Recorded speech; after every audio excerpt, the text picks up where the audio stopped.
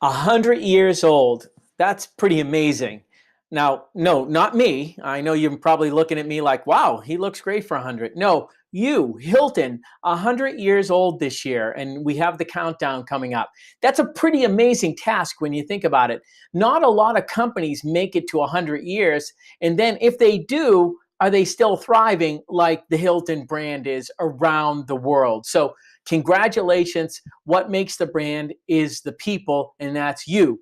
Team HRX is really the team that helps the rest of the team really deliver the great experiences for our customers. Hi, my name is Bob Coakley, and I'm your humble Own the Moment coach. And for those of you who've met me, you know a little bit about me, but there are some other ones saying, who's Bob? Well, I'm Bob, right? Not the same Bob that's in that movie, What About Bob?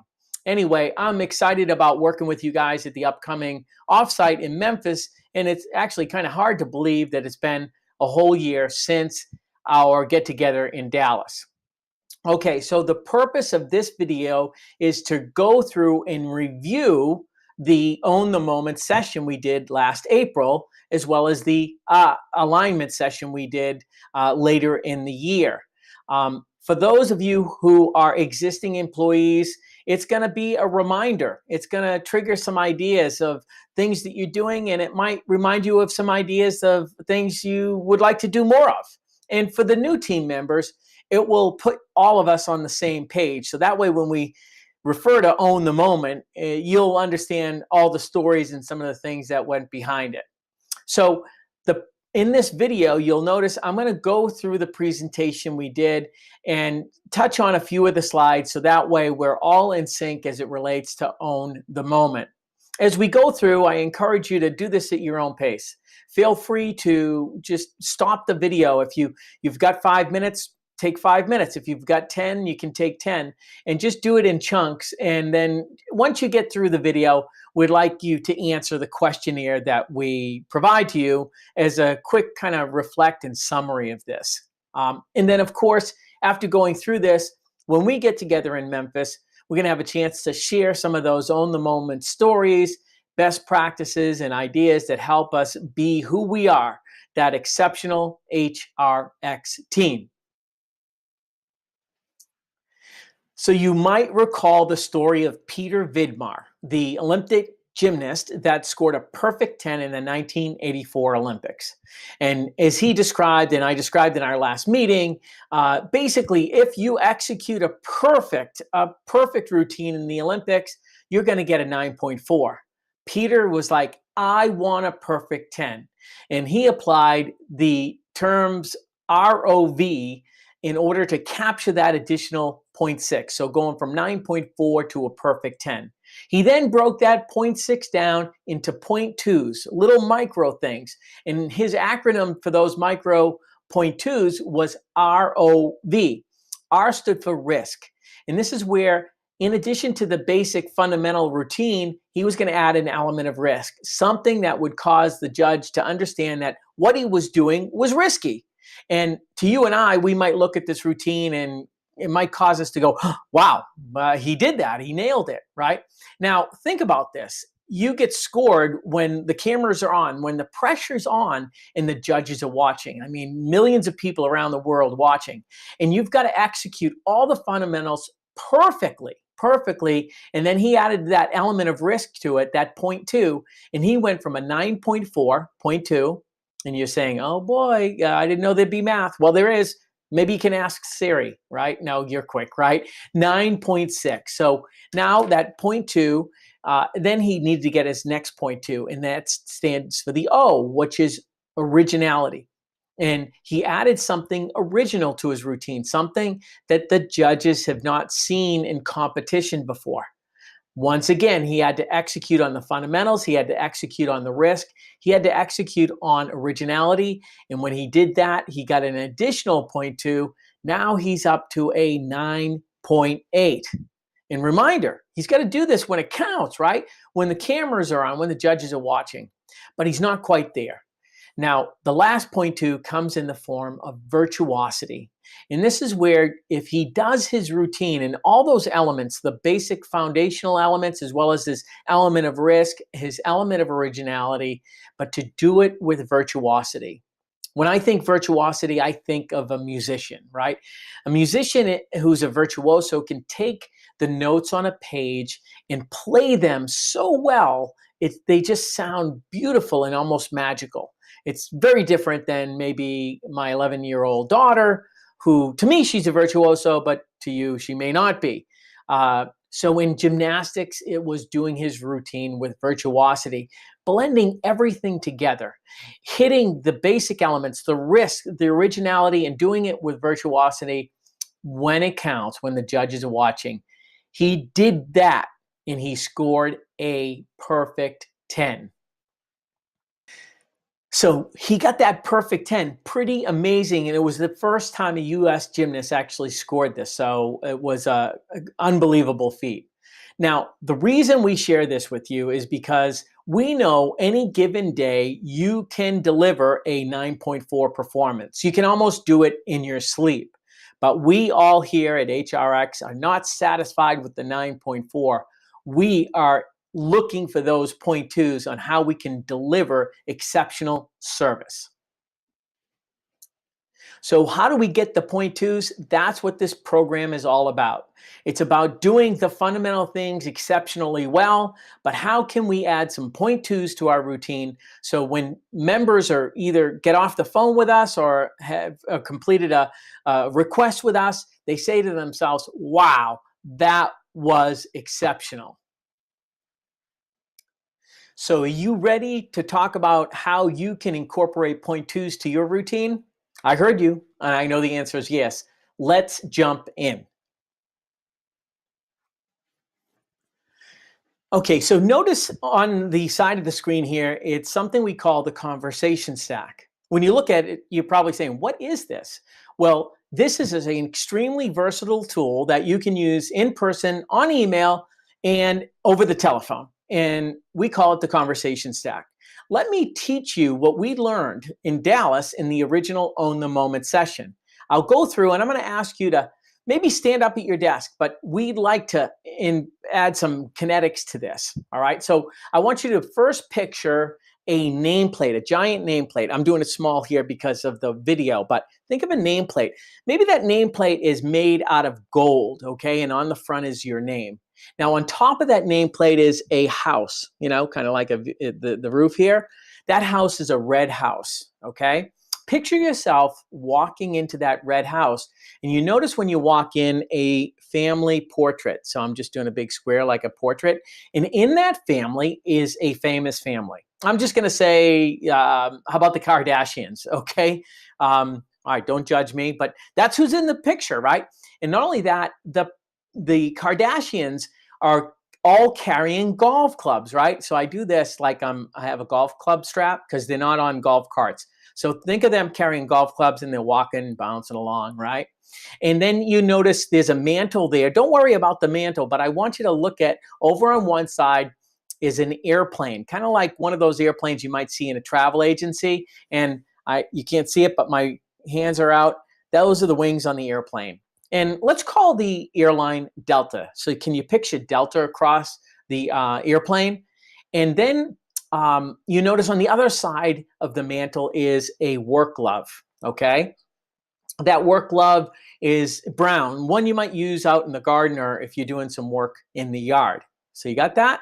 Now, the next thing is I want you to act as if you're going to start a race. So you have that work glove on, you get down and you get into the starting blocks like you're going to run a sprint race. Don't worry, we're not going to have you do that, but picture your mind there.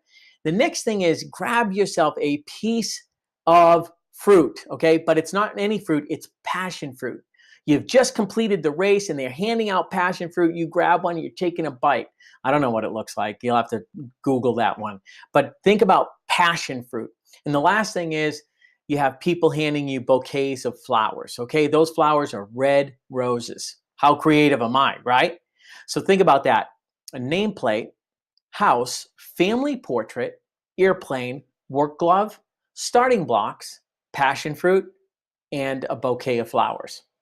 What this references is conversation starters or around subjects. One of the things Dale Carnegie said, and he wrote the book How to Win Friends and Influence People. He said that spend less time on trying to be interested and spend more time just being All right, let me do that again. Dale Carnegie said, spend more time being interested and less time trying to be interesting. And really, what that translates to is by taking an interest in the people you meet, whether it's internal Hilton people, whether you're at your son's soccer game or daughter's recital, whether it's somebody you meet in the hall or at a meeting, or if it's somebody you're talking to that you're trying to help, they've called in for some assistance. So let me reveal what this means. So first of all, is when you meet someone, you want to get their name. Now you're saying, of course, I want to get their name, right? We're going for the point twos here, folks. So if you've ever said to yourself, well, I'm just not good at names, well, I'd like to challenge you to say, you know what? Don't say that anymore. Say, I'm going to get better at remembering names. So if someone calls in and you're not quite sure what their name is, if you ask, write it down. If you're like me, sometimes you get somebody's name and literally 10 seconds later, you're like, what was their name again? You with me? Okay, I know a couple of you are nodding right now. So slow down, get a person's name. If it's over the telephone, just write it down. If it's in person, just look them in the eye and just before you get ready to ask that next question, make sure you remember that name. Next thing is house. The starter question here is, where are you from? It's very broad and it's easy to answer. So some people say, well, do you mean where did I grow up? Yeah, sure. Wherever they want to go, but it gets them talking. And as I reveal more of the starter questions here, I remind myself that it's not just that one question, because this is not an interrogation, it's a conversation. And remember, people love talking about themselves. So once you ask that one starter question, you want to double click your mouse, right? Ask follow-up questions. Where are you from? Well, you mean originally? Yeah, sure. Well, I'm originally from Boston. Oh, okay. Well, where do you live now? I'm clicking, I'm asking a follow-up question. Then I might ask, why did you move to that area, right? So that way you can continue to learn more. So these other pictures really relate to other conversation starters. So the family portrait, I like to ask it this way. Hey, do you have family in the area? It's a lot better, and I know from making this mistake myself, than asking things like, so, you married? That can get a little bit awkward. Do you have family in the area? If we're talking to people over the telephone, we might know where they're calling in from. You might ask, so how long have you lived in the Dallas area? How long have you worked in that area? So again, we're not asking you to take a big long conversation session, but again, take an interest in people and make the conversation easier. I'm going to go through these other ones really quickly because I think you get the gist of it. Golf clubs, that refers to, what do you like to do for fun?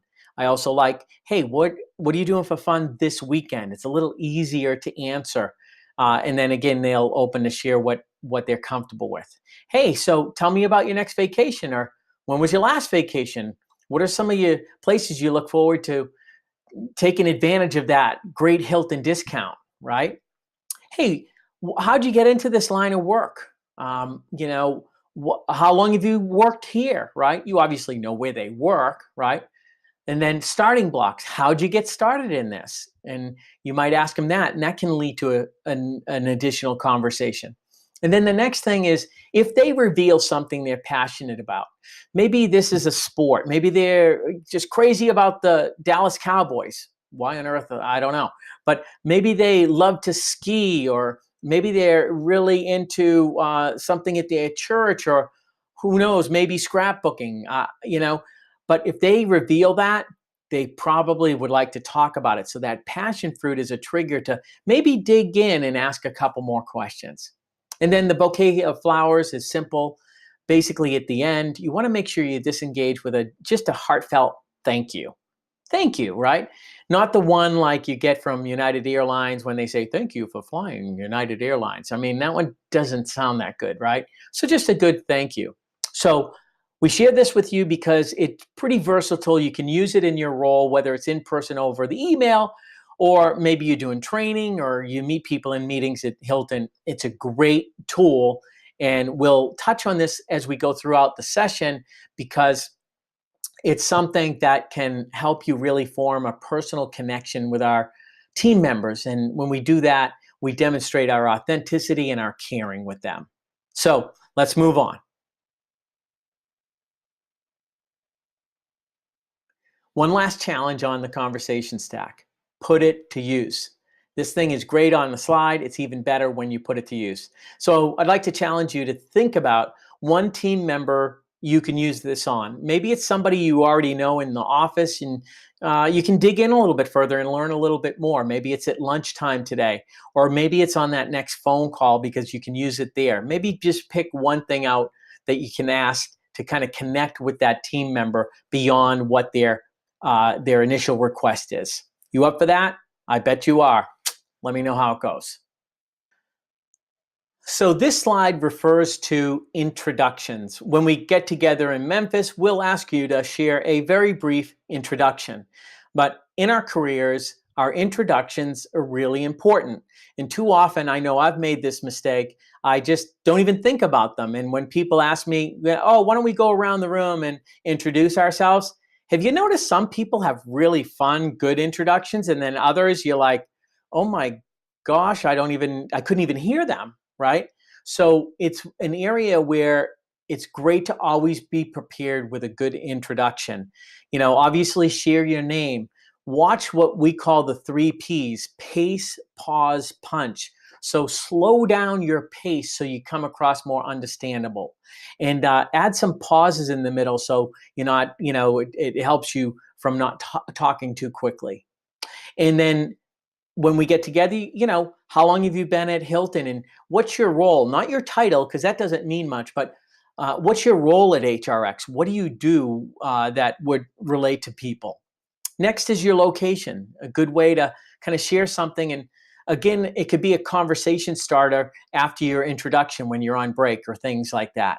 And what do you have going on at work, right? What's on your mind right now? And then finally, personal. Share something personal and like, hey, I live in the Memphis area and I've got a dog. It's a lab named Bella, right? So again, it provides kind of connection and you come across more authentic. So be ready to do an introduction when we get together in Memphis.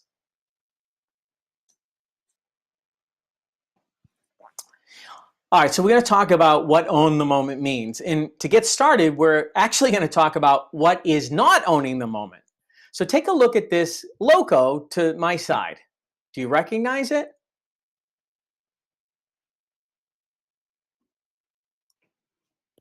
How about now? Okay, I know I'm covering it up a little bit, but of course it is Subway. And I'm sure that many of you have been to Subway before. In fact, I like it because it's pretty consistent. Whether I'm in Kansas City, Memphis, or Southern California, I know what I'm gonna get. I wouldn't describe it as the best sandwich I've ever had, but I will say that I consistently like their product. Now, Subway is a great example of efficiency. Now, think about it. You walk into a Subway, you step up to the Subway sandwich artist. What's their first question? I bet you can answer it, right? What kind of bread would you like? What's their second question? Well, do you want a foot long or a 6-inch, right? And then what's their third question? What kind of meat do you want, right? The next one, what kind of cheese would you like? And then, of course, if you guys really know, you know the next question, do you want it toasted, right? Once it comes out, if you have it toasted, okay, what else do you want on your sandwich? Do you want lettuce, tomatoes, all those other condiments there? And then lastly, they'll say, okay, would you like any sauces on it, right? So mayonnaise, mustard, or sriracha, that's what I like. And then lastly, you get to the register, would you like a drink and chips or your combo meal, right? Now, again, Subway does an excellent job of delivering a very consistent product, but we wouldn't call it owning the moment. It's kind of where, okay, you go through the motions. You're not expecting this exceptional experience like you're at a fine dining restaurant, but it's a good example of how an efficient and effective process is good, but it's not exactly what we're looking for. All of those things, all of those things are critically important that we can do them, but we need to do a little more. We need to add some point twos to this, and we're going to talk a little bit more about that. So just to review what we mean by not owning the moment, it's when the experience feels like somebody's been processed or that someone just took care of a transaction with them, basically where a website could have done it just as well. Or the person sounds very scripted. You can tell they're actually reading off a script. They're not even trying, right? And the main focus of this type of interaction is efficiency. It's got to be accurate. And, we're trying to drive satisfaction. We're going to talk about owning the moment where we, of course, do all of these things. This is kind of the 9.4.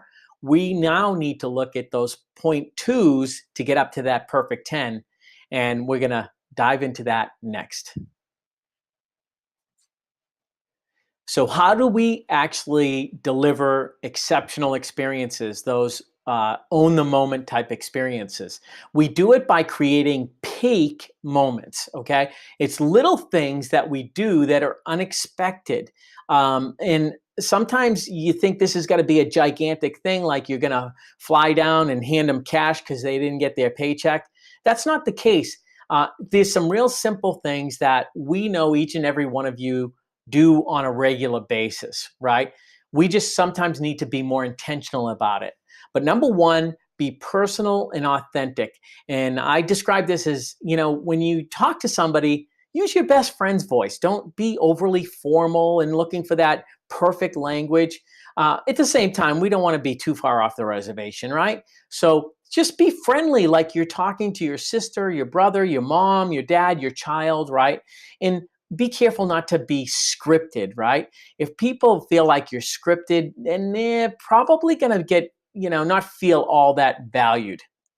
And as you're talking to people, whether it's on email or in person or over the telephone, remember, it's a conversation. You're not doing a transaction. So make it as personal as possible.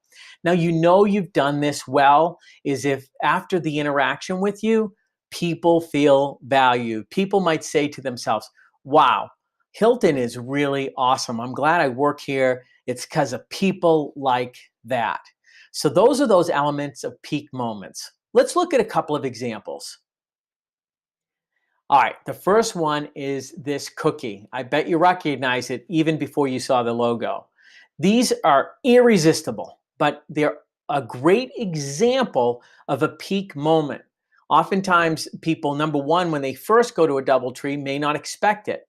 But even after you've gone to a DoubleTree second or third time, you look forward to that cookie because they're warm and they are truly fantastic. I mean, it's difficult to go to a DoubleTree and not get one of those cookies and want to eat it no matter what diet you're on. But that's a good example of a peak moment that's memorable, that people are going to feel like that little extra beyond just being a transaction.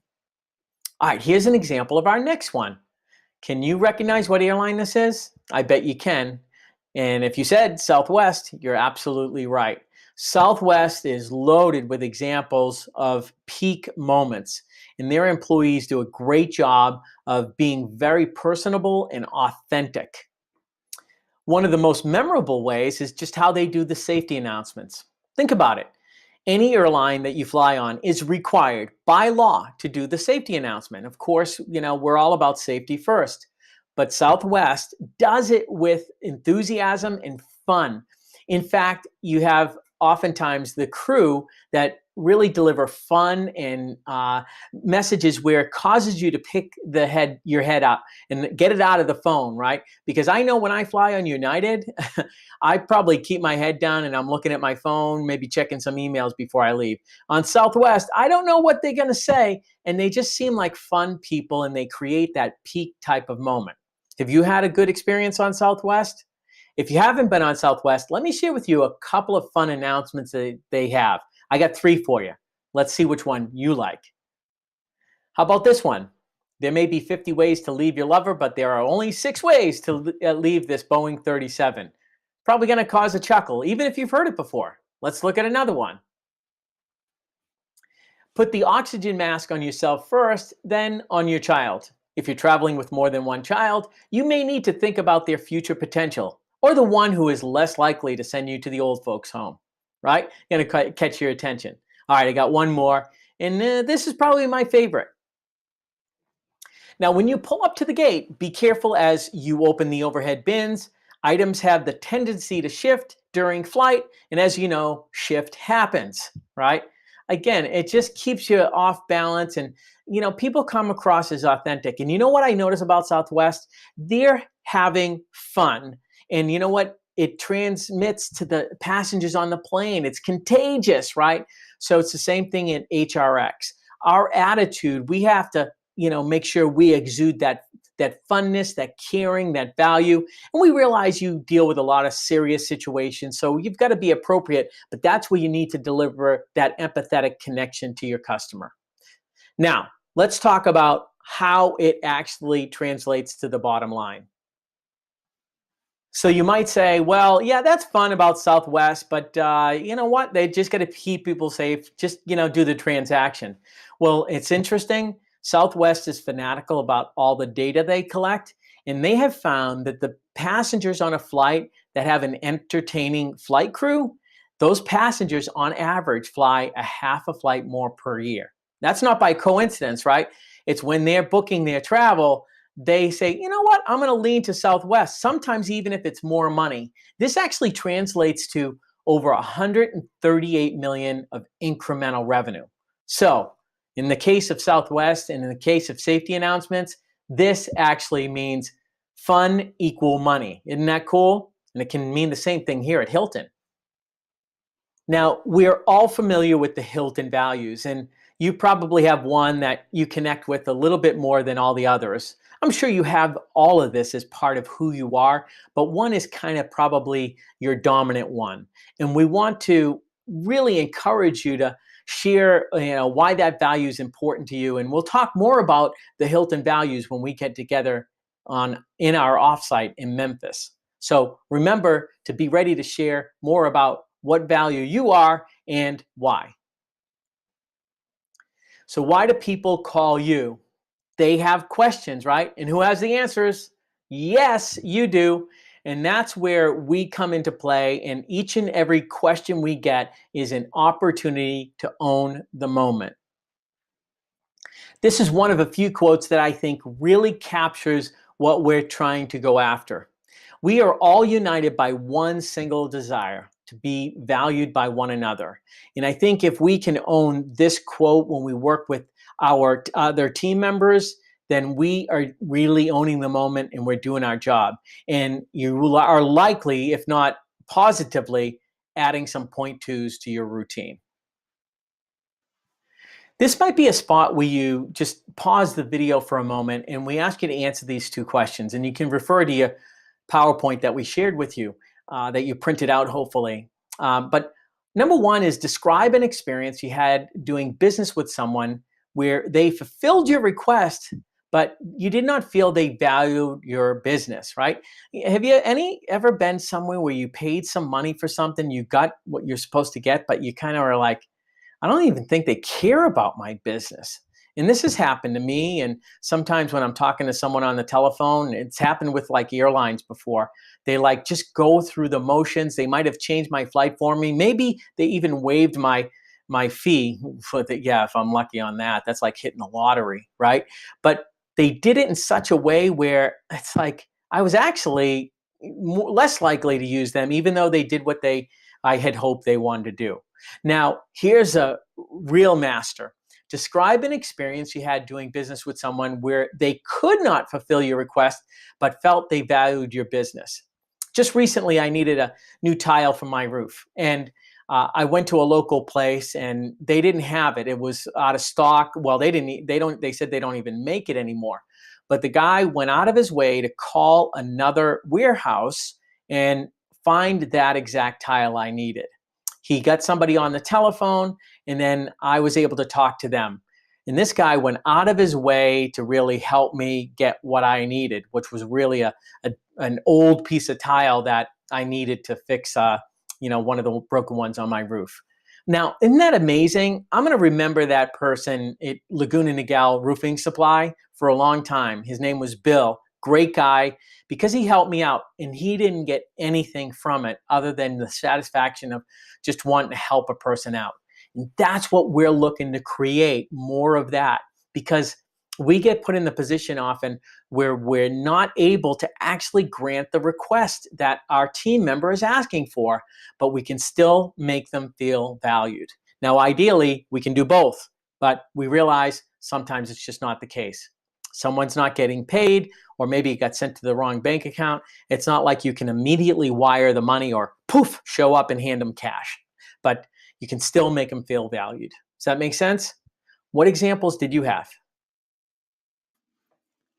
And one quote that I want to share as we segue into talking about email versus the telephone, but this one is fantastic and we've shared it on some of our follow-up huddles.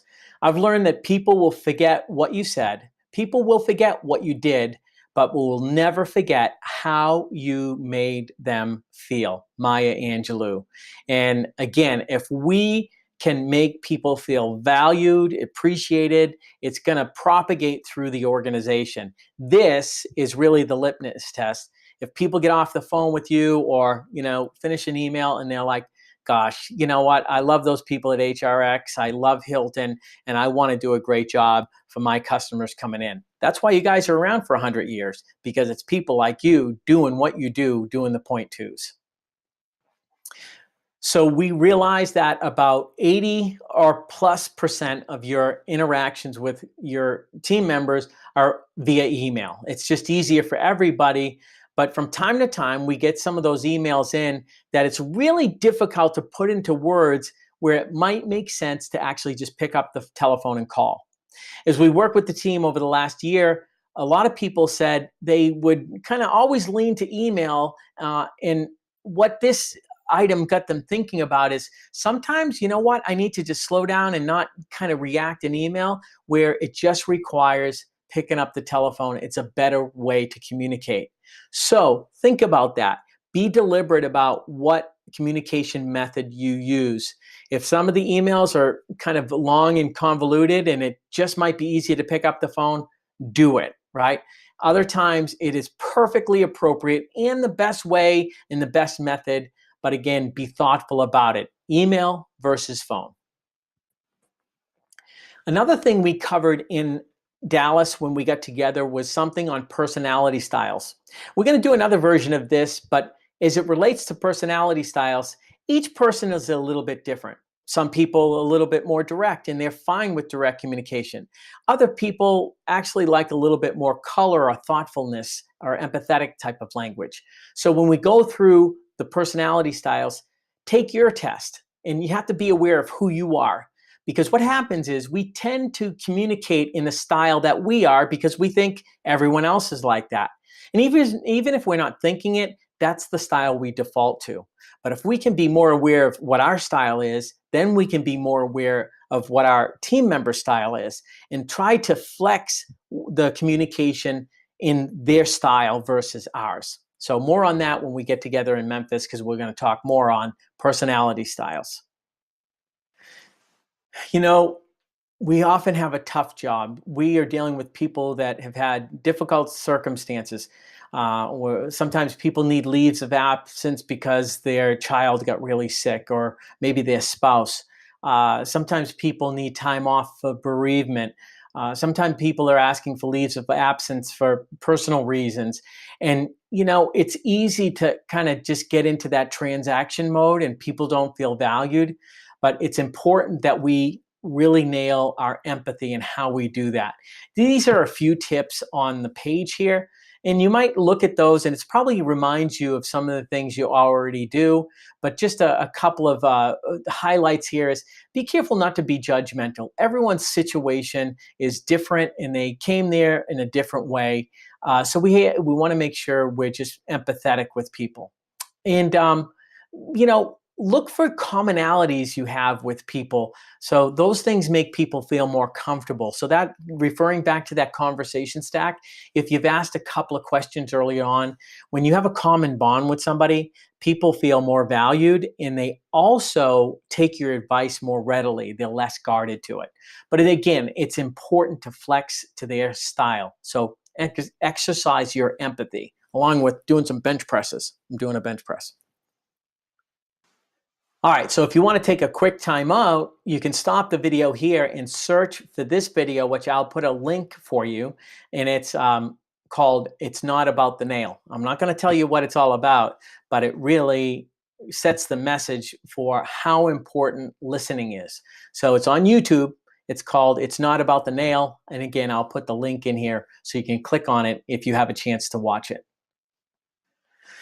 Now, if you've had a chance to watch the video, you probably hit you between the eyes on it's so easy to want to respond to people and just give them their answer when we need to just slow down and listen. Listening is probably one of the biggest skills we can use to show empathy. And of course, some of these other things may sound cliche, but we want you to just slow down and think about them. And maybe think about your last call, the last few calls. Did you put these into practice? So number one, put yourself in their shoes. What could they be feeling because they didn't get their pay? Maybe their rent is due. Maybe their car payment's due. And what did you do or write that demonstrated empathy? So think about that in that last email. Were you able to communicate that? And then think about what are a few more things that you can do to show even more empathy and value and appreciation. And the good news is we have a couple of ideas for you and some tools that the team has said really helps them out with their communication. Now, you'll have a link to this in our email, but if you don't have this document, the words and phrases document job aid, this is something you're going to want to have by your desk or quickly accessible, because this is a great resource that we built together as a team with some great words and phrases that we can incorporate into our emails. So I'm looking at this now. It's like, as you see up here on the screen. So positive words, just adding these in can communicate different things. So I can definitely help you with that. I can absolutely take care of that with you. Well, I can consider doing that. Or we'll do that quickly. I'm going to get this to an expert. You kind of get the gist. Use the one that makes sense, but it might add a little bit more empathy as well as just color to your language. In addition, there are different ways to greet the member, to greet your team member. So I can definitely help you with that.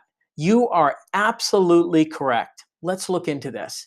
So you can see that these extra words really allow us to incorporate this empathy and value feeling into our emails, which we know is many of the ways you're communicating with your team members. There's some examples here also of closing salutations. Of course, sincerely, right? A little bit formal, but it might fit the situation. But there's other things, like, hey, happy birthday. Maybe you noticed that when you looked at their information.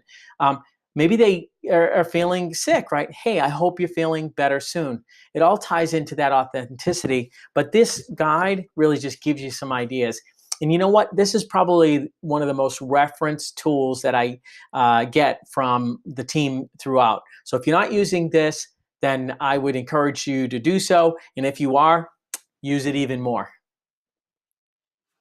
You might slow down and take a look at this slide. And these are some best practices that we picked up from your fellow teammates.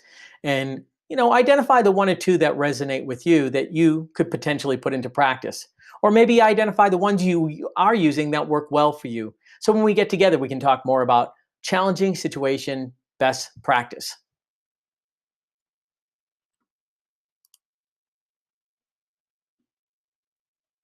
This slide refers to some email best practices. So a couple of things we probably already know, but good reminders, because sometimes, we get a little loose in the turns. Maybe you don't. I know I do, especially with my diet. So that's a wrap on Own the Moment. We just went fast and furious through a program that we took an entire day with in Dallas. So was it fast? Yes. But I'm sure by looking at this video and flipping through the PowerPoint that we gave you, it will trigger some ideas. And I bet you've noticed that some of your team members are already doing this. But what I'd like you to do is in the follow-up online form that we have for you is to share some of the things that you're resonated with you. So we're going to ask you 2 or 3 specific ideas that you picked up from the program or got reminded that you are specifically going to begin intentionally putting into practice. And then you might think about, okay, who's going to be my workout partner? Who can hold me accountable? Who can I hold accountable? And just be, 2 heads are better than one. And also we can just kind of push each other to be better in owning the moment. Folks, this stuff can be incredibly simple to understand, but I understand that you are hit with so many requests constantly, whether it's the phone or email after email, and it's not easy to do. We get it, but you guys are nailing it. I am impressed, and I look forward to hearing more when we get together on some of those excellent Own the Moment stories. We'll see you in Memphis. Take care.